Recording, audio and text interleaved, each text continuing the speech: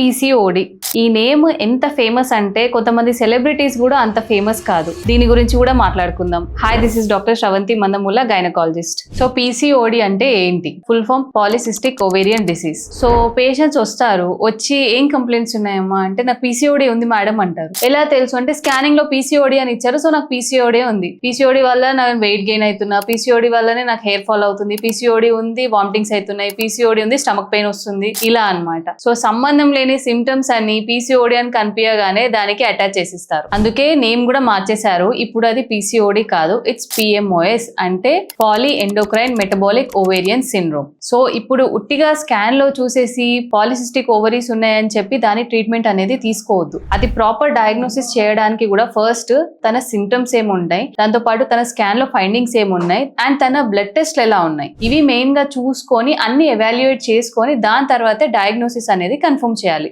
So ఇంకోటి main ఏంటంటే ఈ పిఎంఓఎస్ అనేది లైఫ్ స్టైల్ ప్రాబ్లమ్ అండి. ఇట్స్ నాట్ ఎనీథింగ్, అదేదే డిసీజ్ కాదు, అదేం జబ్బు కాదు, అది just life style issue. Just మీ లైఫ్ స్టైల్ అంటే ఏంటంటే ప్రాపర్ డైట్ తీసుకుంటూ ప్రాపర్ ఎక్సర్సైజెస్ చేశారంటే everything will be under control and మీ పీరియడ్స్ రెగ్యులరైజ్ అవుతాయి అండ్ మీ ప్రెగ్నెన్సీ కూడా క్విక్ గా అందుతుంది. సో అనవసరంగా టెన్షన్స్ పెట్టుకోకండి, మీ గైనిక్ ని కలిసి ప్రాపర్ ట్రీట్మెంట్ తీసుకోండి.